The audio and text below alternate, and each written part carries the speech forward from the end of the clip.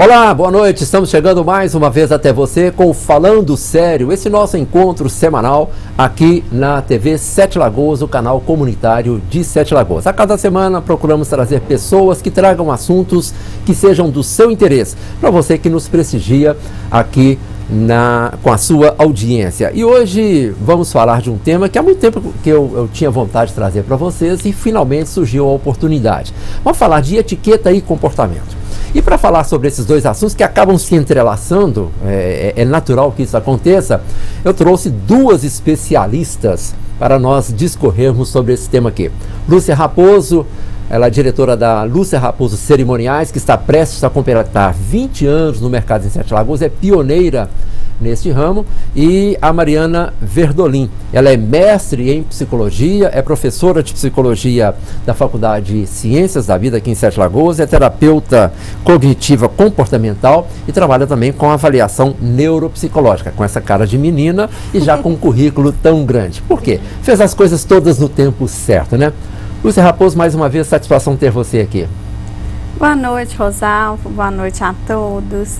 Para mim é sempre uma alegria, né, Rosalvo? Aqui eu sinto saudade, viu?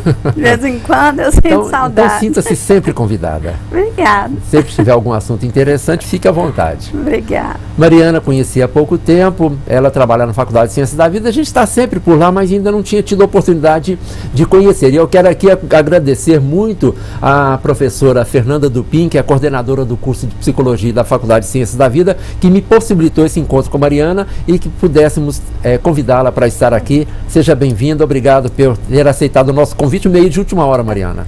Muito obrigada, eu que agradeço pelo convite e espero poder contribuir com esse tema, né, que é tão interessante. Comportamento humano é o principal objeto de estudo da psicologia, né? Então estou muito feliz de estar aqui hoje.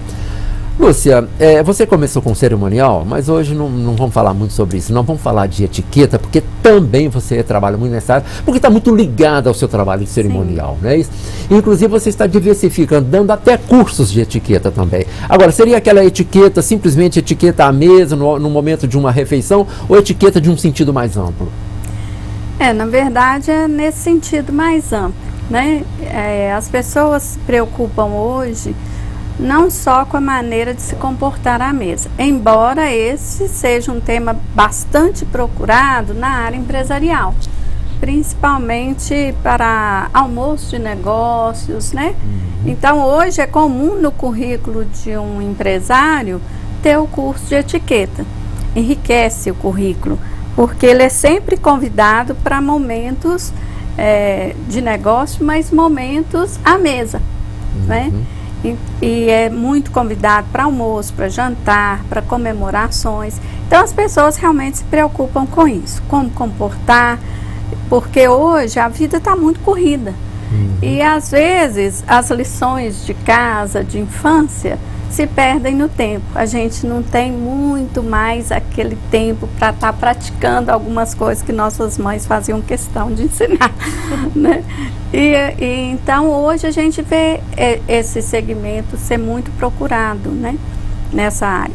Mas hoje também as pessoas se preocupam não apenas com a maneira de se vestir, que isso tem de sobra na televisão, na internet, nas lojas, né? Mas também como falar, o que falar, não é? Em determinadas ocasiões. Então, o que é oportuno, o que não é, né? Falar em determinado momento. Então o curso é muito procurado nesse sentido mais amplo mesmo. A psicologia, de certa forma, lida com isso também, Mariana? Por exemplo, que a Lúcia falou, você está numa reunião de negócio, seja lá o que for, falar na hora certa, esse assunto cabe aqui. Vocês, de certa forma, tratam disso também? Sim, com certeza. Acho que uma coisa importante da gente pensar é que os comportamentos, eles, claro, vão sempre variar, né? Porque eles dependem de aspectos muito idiosincráticos, né?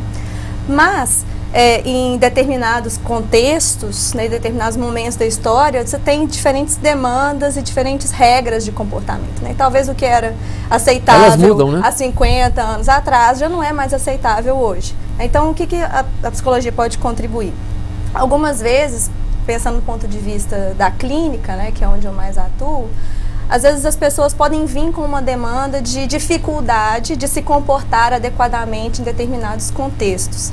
Então, por exemplo, em quadros de ansiedade social, a gente pode pensar numa dificuldade exagerada, né, uma dificuldade grande das pessoas de lidarem com estar em um contexto, em um ambiente social. Falar em público, se alimentar em público, né? Então, nesses casos, e eu já estou falando de um transtorno, né, de um quadro grave de psicopatologia, a terapia pode contribuir auxiliando aquela pessoa a desenvolver comportamentos mais apropriados para o contexto em que ela quer se inserir melhor, né? Mas, de uma forma geral, acho que sempre cabe trabalhar o comportamento, né, independente se houver um quadro psicopatológico ou não. Lúcia, e isso que a Mariana falou, a pessoa pode ter essa dificuldade. Você percebe isso? A pessoa fala para você no curso, eu tenho esse tipo de dificuldade, sim. Ou mesmo ela não falando, vocês percebem isso e procuram trabalhar aquilo? Sim, normalmente quando a pessoa procura o curso, ela já vem com um interesse mais específico, né? Eu tenho dificuldade nisso, eu gostaria de saber mais sobre isso, né? Então, a gente já volta mais para aquilo. Mas, na verdade, as normas de etiqueta, elas não mudam muito, não. Tá? Nem de lugar para lugar, de país para país, de tempo para tempo. As normas de etiqueta existem ao longo da história, adequando, sim, ao comportamento e ao costume daquele povo, né? Mas elas são universais. Onde tem uma regra para comportar bem socialmente aqui no Brasil, tem em qualquer lugar do mundo. Então, se você aprende isso, você consegue se relacionar bem em qualquer lugar, em qualquer país, com qualquer povo, né? Tem costumes mais específicos? Tem. Claro, o beijo mesmo é um, né? Mas basta você estudar um pouco, pesquisar um pouco para conhecer aquele povo que você está visitando, né? Para você não se embananar tanto. Mas, em regras gerais, as normas são as mesmas. E elas evoluem, vamos dizer assim, eu acredito que os costumes, eles às vezes mudam muito mais do que as regras de etiqueta, né? Se você transita pelas regras de etiqueta, você não vai ter dificuldade. Não é pedantismo, não é ser snob, nada disso. Pelo contrário, facilita as relações entre as pessoas, né? Porque você não se constrange, nem constrange ninguém, né?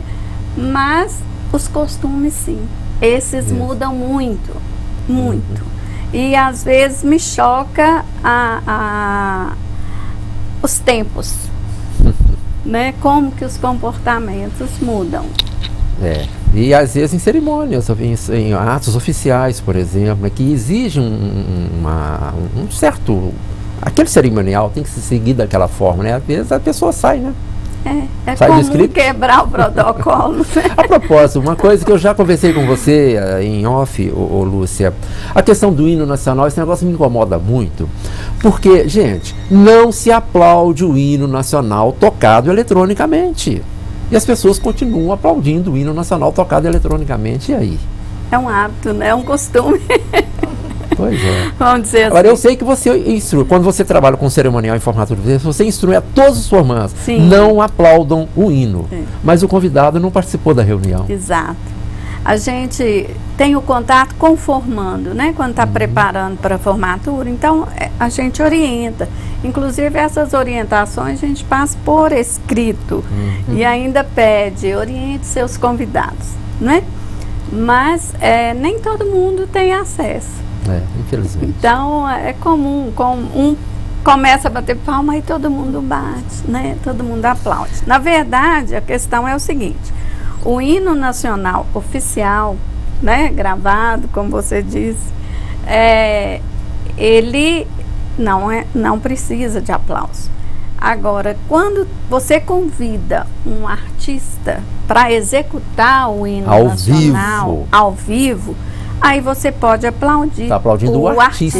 Está aplaudindo a performance do artista e não o símbolo da nação. Exatamente. Você não aplaude então, a bandeira. Acho que é isso que as pessoas confundem um pouco, né? Infelizmente ainda vamos ver muito isso, né, Luísa? Com certeza. Pois é, mas tudo isso está ligado a comportamento, né? E vamos falar um pouco sobre isso, né? Porque o mundo, a gente observa que uma das frases que a gente ouve muito atualmente é o seguinte: o tempo está passando muito depressa. Eu acho que não, tenho plena consciência de que não, até porque a minha convivência com as ciências exatas ao longo da minha vida profissional me fazem ter essa crença. O que acontece, no meu modo de entender, é assim, que as pessoas hoje se ocupam com tantas coisas ao longo das 24 horas do dia, ou das 16 que fica acordado, que chega no fim do dia teve a sensação de que não deu para fazer tudo, então acham que o tempo passou mais depressa. É isso, Mariana? Olha, eu concordo com você, Osório. Eu acho que nesse sentido, sim. A gente pode pensar que a demanda, né, do trabalho, das relações, ela vai ficando cada vez maior, né? Então, demanda por informação, por uma resposta rápida. Então, quem não tem aquele hábito de conferir e-mail no telefone, no smartphone, para ver se está perdendo alguma coisa, se teria que resolver algum problema. Então, são muitas demandas, são muitas informações para se absorver, processar e responder, né? Então, acaba que realmente o tempo parece pouco para o tanto de informação e demanda de resposta ágil e precisa que a gente precisa de dar. Então, assim, realmente há uma mudança, acaba que é uma mudança na percepção. Não é o tempo que passa mais rápido, mas a percepção do tempo, ela muda, com certeza. Pois é, e se precisa sacrificar alguma coisa, geralmente se sacrifica o lazer, que é tão importante quanto o trabalho. De fato, eu acho que, principalmente se você for pensar na classe trabalhadora, né, nos adultos, realmente o trabalho, às vezes você sai do seu ambiente de trabalho e o trabalho não sai de você, né? Você precisa estar com ele o tempo inteiro. Né? Às vezes é uma opção, às vezes não. Às vezes é uma demanda mesmo de que você esteja atento, que você responda e-mail, ou que você responda telefonemas fora do contexto. Mas às vezes, em determinados casos, você poderia deixar para outra hora. Né? Mas existe talvez aí uma crença, né? Uma ideia de que não, eu preciso responder agora. Eu posso fazer isso agora, eu vou fazer. Mesmo que eu deixe aqui de ver o meu filme, de conversar com a minha esposa, de estar com os meus filhos, eu preciso resolver isso agora. E você tem essa percepção no seu dia a dia, por exemplo, no trabalho de cerimonial? Tem dia que o dia está mais curto, um dia está mais curto que o outro? É verdade. Às vezes o dia é curto, né? Mas eu concordo também com você. Eu creio que a gente precisa priorizar algumas coisas, né? E a gente não tem conseguido fazer isso, né? Então, por exemplo, o mundo dos negócios, o mercado exige, pede. No meu caso, por exemplo, cerimonial. Quando eu comecei, era o primeiro, então era quase que uma aventura, né? A gente estava descobrindo as coisas aqui em Sete Lagoas. Embora a gente tenha estudado, feito uma pesquisa, mas você atuar é diferente, né? Então, é muito agradável. Agora, hoje, a gente tem inúmeras empresas que trabalham com isso também. Então, a gente não pode ficar para trás. Tem um pensamento assim, né? Então, puxa, eu que comecei, o que é isso? Eu tenho que correr atrás. E, na verdade, não é assim, não é? O mercado está aí para todo mundo que está chegando, para quem já está estabilizado, né? E a gente só precisa realmente priorizar. Eu estou nessa fase, sabe, Rosalvo? Estou começando, depois de 20 anos, a priorizar mesmo, né? mesmo porque você já alcançou esse direito, né? Sim. E eu, depois de Graças muito tempo, eu hoje tenho essa grata satisfação de ser dono do meu tempo. Eu escolhi isso, até abrindo mão, quem sabe até de ter uma renda maior, mas eu acho que hoje eu preciso desse tempo. Eu quero ter tempo, por exemplo, para os meus netos. Então eu preciso disso, eu sinto que eu preciso disso. Então eu reservo um tempo para isso. Mas a gente não percebe. Você percebe isso no consultório, Mariana? De a pessoa, por exemplo, você sentir que ela precisa de reservar um tempo na agenda para isso, para ser ela mesma, para ser pai, para ser avô, para ser tio. Como que é isso? Como que isso está sendo tratado hoje? Olha, às vezes normalmente a demanda ela surge da própria paciente, mas às vezes ele não sabe dizer bem ao certo, né? Ele fala assim, nossa, minha relação com os meus amigos ela está distante, com a minha família está complicada, com os meus filhos eu não converso com eles, eu não sei da vida deles. E aí você pode até perguntar, mas então, como é que você se relaciona com eles? Você sai? Vocês conversam? Em que momento vocês ficam juntos? Ah, quase não tem. É no WhatsApp, né? Então, às vezes existe, claro, a percepção de que algo não vai bem. Né? Mas às vezes o que não vai bem é simplesmente a falta de interação, né? A falta de momentos para interagir. Às vezes se tem os momentos, mas não se tem qualidade. Talvez aí a gente pode pensar no quanto que outras formas de interação virtual possam interferir. E vamos falar sobre isso daqui a pouco. Possam interferir nessa relação, né, presencial, né, ao vivo, tradicional, vamos dizer assim. Né? Mas a pessoa que vai ao seu consultório consegue, por ela própria, ter essa percepção ou ela precisa de ajuda? Olha, ela vai por uma demanda que ela não percebe muito claramente. Pode ser bem claro para ela que ela precisa de mais tempo para se organizar, mais tempo para fazer atividade física, mais tempo para conviver com essas pessoas que lhe são caras, mas às vezes ela não tem condição ainda de fazer isso, ou não sabe como, né? E pode ter a ajuda do terapeuta para se organizar. É claro que eu falo da minha abordagem, né? Da minha abordagem de terapia. Outras abordagens vão atuar de formas diferentes, né? Então, a terapia cognitivo-comportamental, ela tem um viés, mas ela tem objetivos mais específicos, ela é mais diretiva, então existe realmente um foco em modificação de comportamentos que não estão bons para aquele sujeito. Outras terapias vão ter outros enfoques, mas querendo ou não, se existe essa demanda de priorizar, de melhorar as relações, com certeza, qualquer tipo de psicoterapia pode ajudar. Lúcia, hoje eu e você temos uma coisa em comum, que é termos netos. Eu costumo dizer que uma das melhores coisas que Deus inventou foi neto, né? Verdade. E a gente, não sei se você tem essa percepção também, que a gente tem para os netos um tempo que não teve para os filhos, porque enquanto os filhos estavam crescendo, a gente estava trabalhando muito para dar conta de cuidar desses mesmos filhos. E para os netos, não, a gente tem um tempo de qualidade para ficar com eles. Eu posso reservar um tempo para ficar com meus netos. E aí tem muita corujice e tem muita gente que fala, né, que avô estraga os filhos. Então eu quero ver aqui, vou perguntar à avó e vou perguntar à psicóloga como é que é isso. Você estraga seus netos, ô Lúcia? Bom, para alguns... Reserva tempo para eles? Sim. Eu para reservo. alguns, vó estraga. Eu não acho, não. Ajuda a educar? Eu acredito que vó é um complemento importante demais na vida de qualquer ser humano. Né? E eu escuto isso, Rosalvo, das minhas filhas, quando elas fazem referência à minha mãe.